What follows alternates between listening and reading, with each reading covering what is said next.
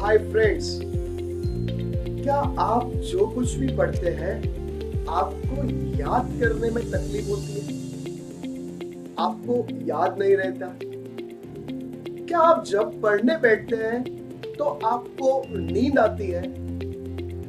आपको वो कॉन्फिडेंस नहीं रहता कि मैं जो पढ़ूंगा वो एग्जाम के वक्त मुझे याद रहेगा कि नहीं रहेगा?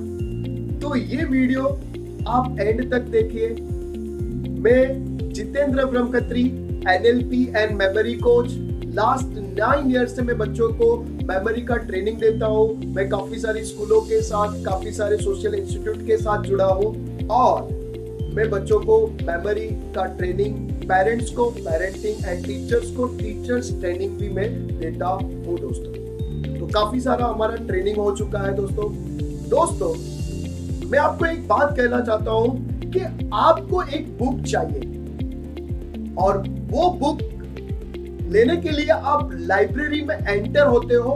वो लाइब्रेरी के अंदर दुनिया की सारी बुक्स अवेलेबल है, बट एक चीज है कि वहां पर इंडेक्सिंग नहीं किया गया और वहां पर जो भी बुक का टैगिंग होना चाहिए वो टैगिंग नहीं किया गया। Okay, this is the main points. अब आप एक एक बुक लेते हैं, रेक में से बुक निकालते हैं, टाइटल देखते हैं, नहीं है रखते हैं, फिर से बुक लेते हैं, टाइटल नहीं है रखते हैं, फिर से बुक लेते हैं, वो टाइटल नहीं है रखते हैं। इस तरह से आप कंटिन्यूअस देखते रहते हैं। ठीक है, वेरी गुड। रात को 9 बज जाते हैं, मॉर्निंग 9 टू इवनिंग 9 तक आप काफी सारी बुक्स ढूंढते हैं, बट वो आपको जो बुक चाहिए वो बुक नहीं मिलता।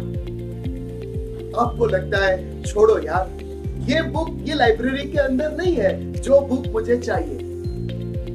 बट हकीकत तो वो है कि दुनिया की सारी बुक्स वहां पर अवेलेबल है, बट वो बुक क्यों नहीं हुई? क्योंकि उसका प्रॉपर रजिस्ट्रेशन नहीं किया गया, उसका प्रॉपर रिकॉर्डिंग नहीं किया गया, इसलिए आपको वो बुक नहीं मिलती दोस्तों। तो मैं आपको बताना चाहता हूं कि हमारी जो मेमोरी है वो 3 R में वर्क करती है। 3R। पहला जो R है वो है सबसे पहला रजिस्ट्रेशन। हम सबसे पहले कोई भी इंफॉर्मेशन को हमारे ब्रेन के अंदर रजिस्टर करते हैं। सेकंड स्टेप आता है रिटेंशन, वो हमारे ब्रेन में संग्रह होती है, स्टोर होती है, एंड जब चाहिए हमें वो मिलती है। तो थर्ड आ रहा है रिकॉलिंग, वो इंफॉर्मेशन को हम रिकॉल कर पाते हैं बहुत आसानी से। दोस्तों अभी मैं आपको बताने वाला हूं पहला स्टेप। आज के वीडियो के अंदर मैं पहला स्टेप शेयर करने वाला हूं, रजिस्ट्रेशन। हमारे ब्रेन के अंदर कोई भी इंफॉर्मेशन किस तरह से रजिस्टर होती है, अगर अच्छी तरह से रजिस्टर होगी तब जाके जब चाहिए तब इंफॉर्मेशन वो मिलने वाली है हमें। तो चलो हम स्टार्ट करते हैं पहला step. Are you ready? Let's start. First step number 1 है रजिस्ट्रेशन। ये जो रजिस्ट्रेशन है हमारे ब्रेन के अंदर 3 तरह से होता है। सबसे पहला एसोसिएशन, कोई भी चीज का हम एसोसिएशन करते हैं। नंबर 2 इमेजिनेशन करते हैं एंड नंबर 3 हम रेडिकुलस थिंकिंग करके उसे याद कर सकते हैं। अब एसोसिएशन की बात करते हैं। ये एसोसिएशन है क्या? उसके लिए हम एक एग्जांपल लेते हैं। आप कहां पर जाते हैं? एक मॉल में जाते हैं और मॉल में काफी सारी चीज लेके आते हैं। मॉल से काफी सारी चीज लेके आने के बाद आप घर पे निकालते हैं सारी चीज और उसको क्या करते हैं? एलोकेट करते हैं। मतलब कि अगर उसके अंदर चाय की पत्ती है तो वो चाय की पत्ती कहां पर रखने वाले हैं आप? वेरी गुड, किचन में रखेंगे। आप कपड़े लेके आए वहां से तो कहां पर रखेंगे? आपके ड्रॉअर में रखने वाले हैं, कपबोर्ड में रखने वाले हैं। अगर आप शूज लेके आए तो वो शूज कहां पर रखने वाले हैं? आप एक शूज रैक में रखने वाले हैं। सही बात है। और एक साबुन, एक सोप लेके आए आप तो कहां पर रखने वाले हैं? बाथरूम में रखने वाले हैं। यस और नो? Very good. इस तरह से हर एक प्लेस के लिए जो चीज बनी हुई थी वो चीज आपने वहां पर रख दी। अगर आपको शूज चाहिए तो कहां जाओगे? वेरी गुड, शूज रैक के पास जाओगे, शूज मिल जाएगा। अगर आपको कपड़े चाहिए तो कहां जाओगे? कपबोर्ड के पास जाओगे, कपबोर्ड से आप कपड़े निकाल पाओगे बिंदास। बट क्या आप किचन में जाके साबुन ढूंढोगे तो मिलेगा क्या? नहीं मिलेगा, बिकॉज उसके लिए वो इम्प्रॉपर प्लेस है। आपको प्रॉपर प्लेस फाइंड आउट करना पड़ेगा। ठीक है, वेरी गुड। इस तरह से क्या हम जब भी जो भी सब्जेक्ट्स पढ़ते हैं वो सब्जेक्ट्स के लिए हमने पर्टिकुलर ड्रॉअर बनाया है क्या, कि अगर मुझे साइंस पढ़ना है तो उसके लिए ब्रेन का ये वाला पार्ट यूज करूंगा, सोशल स्टडीज के लिए मैं ये पार्ट यूज करूंगा, इकोनॉमिक्स के लिए ये पार्ट, ओसीएम के लिए ये पार्ट, केमिस्ट्री के लिए ये पार्ट, बायोलॉजी तो ये पार्ट में ही स्टोर होना चाहिए, मैथ्स तो के ब्रेन के ये वाले हिस्से में स्टोर होना चाहिए। क्या उसके लिए आपने पर्टिकुलर प्लेस बनाई? नहीं, मतलब कहीं ना कहीं एसोसिएशन में कुछ गड़बड़ है, इसलिए आपको वो याद नहीं रहता। तो मैं आपको बताना चाहता हूं कि ब्रेन किस तरह से काम करता है। ब्रेन जो काम करता है वो काम करता है, उसका जो पहला प्रिंसिपल है एंड वो है नॉन टू अननोन। ब्रेन को जो चीज पता होती है उसको ही ब्रेन पहले अपने ब्रेन के अंदर इनवाइट करता है, बाकी की चीजों को इनवाइट करता ही नहीं है, मतलब कि रजिस्टर करता ही नहीं है। पता है, जब भी आप स्कूल में जब पहली बार गए थे तो आपको सिखाया गया था alphabets, A for apple, B for ball, C for cat, D for dog. क्या आप स्कूल में गए थे उससे पहले एप्पल किसे कहते हैं आपको पता है? पता था, इसलिए आप जब एप्पल को टच करते थे और आपको पिक्चराइज फॉर्म में बताया गया कि this is the A for apple, and then after वो लेटर आपने सीखा कि ये एप्पल है, A फॉर एप्पल, मतलब एप्पल से A फॉर एप्पल आया, बॉल से B फॉर बॉल आया। तब आपको अल्फाबेट धीरे धीरे धीरे धीरे सीखते गए और आपको आते गए, आप रिकॉल करते गए, क्योंकि आपको पहले से पता है कि कैट किसे कहते हैं, तो C फॉर कैट होता है। आपको पहले से पता है कि डॉग किसे कहते हैं और D फॉर डॉग होता है। आपको पता है कि एलिफेंट किसे कहते हैं और E फॉर एलिफेंट होता है। यस और नो? इस तरह से आपको पहले जो चीज पता थी उसको दिखाया गया, देन आफ्टर आपको सिखाया गया। पर जैसे जैसे आप बड़े होते गए, क्या आपने वो सिस्टम को चालू रखा, वो सिस्टम को फॉलो किया? नहीं किया, इसलिए प्रॉब्लम्स की शुरुआत हो गई। तो this is the first reason. तो मैं आपको एक्सप्लेन करना चाहता हूं एक एग्जांपल के जरिए कि आपके घर के पास अगर कोई रात को 2 बजे कोई दरवाजा खटखटाने आता है और उन्हें आप पहली नजर में नहीं पहचानते तो क्या होगा? क्या वो दरवाजा खोलेंगे? आप नहीं खोलेंगे, बिकॉज आपको लगेगा कि रात को 2 बजे पर कौन दरवाजा नॉक कर रहा है। ऑब्वियसली आप वो दरवाजा नहीं खोलेंगे, बट आप विंडो से जाके देखते हैं कि देखूं कौन है। वो पर्सन आपको बताता है कि मैं सीमा का भाई हूं और मुझे सीमा ने बोला है कि आप जो स्टेशन पे उतर रहे हो वहां पर मेरी फ्रेंड आकांक्षा का घर है, आप नाइट होल्ड वहां पर करना और मॉर्निंग में आपकी जहां पर मीटिंग है वहां पर पहुंच जाना प्लीज। अगर वो पर्सन आपको ऐसा कहता है तो एज ए आकांक्षा आप सीमा को कॉल करेंगे और पूछेंगे कि आपका भाई आया है, क्या वो सही है, वो आपका भाई बता रहा है? अगर सीमा आपको कॉन्फिडेंस में लेती है कि हाँ वो मेरा भाई है, नाइट होल्ड करके मॉर्निंग में उसका अपॉइंटमेंट है कहीं पर, वो जाने वाला है, तो प्लीज उसे आप वहां पर रुकने देना। तब जाके वो आकांक्षा जो पर्सन आया है, मतलब सीमा का भाई, उसे उसके घर में एंटर करने देंगे। अब उसे पता चल गया कि ये पहचान वाला बंदा है। यस और नो? सेम वे ब्रेन को ऐसा कॉन्फिडेंस आ जाता है कि ये पहचान वाला बंदा है या पहचान वाली इंफॉर्मेशन या पहचान वाला टैक्स है, तो उसे रजिस्टर करने देता है।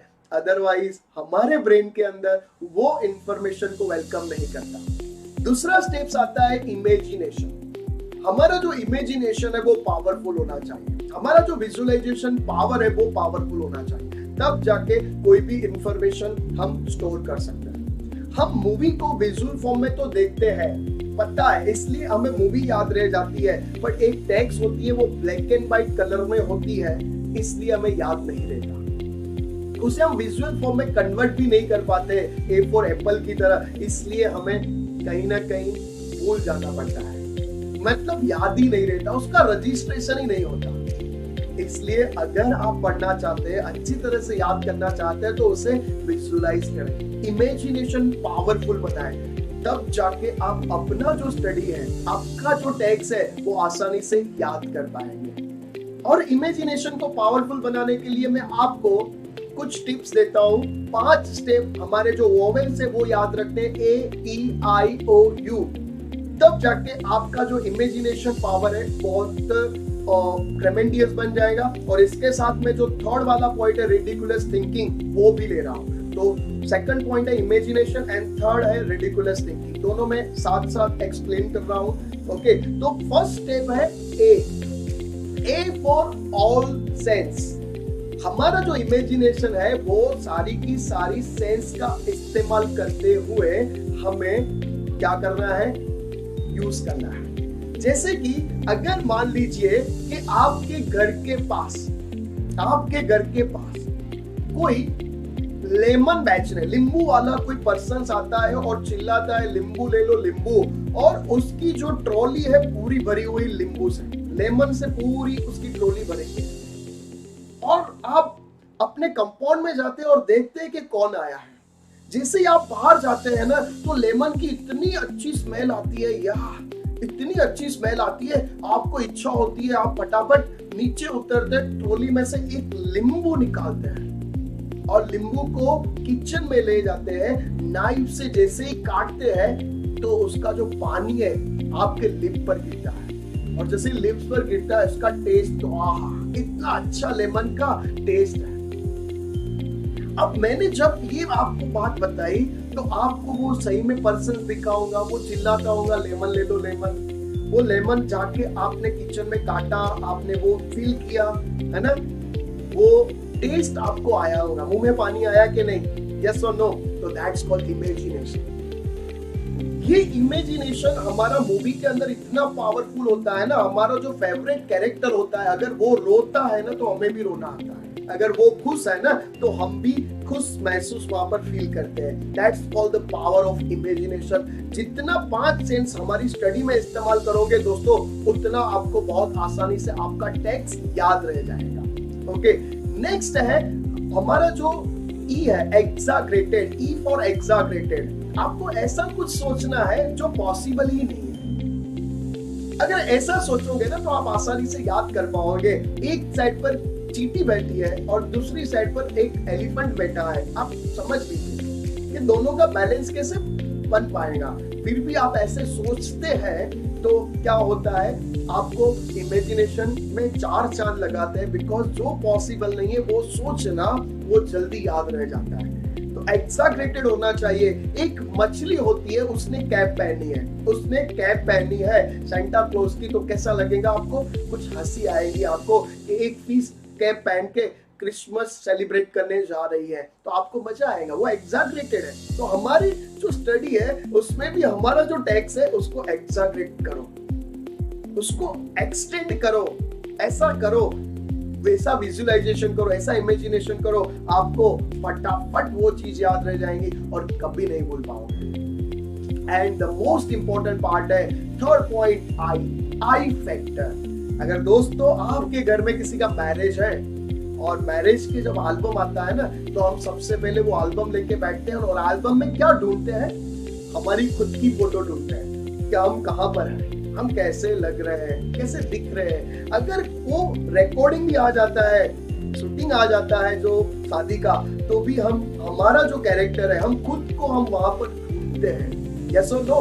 तो कोई भी चीज के अंदर आपको खुद को अपनी स्टोरी के अंदर डालेंगे, टेक्स्ट में डालेंगे, स्टोरी में डालेंगे, कंटेक्स्ट में डालेंगे, तब वो चीज आपको आसानी से याद रह जाता है।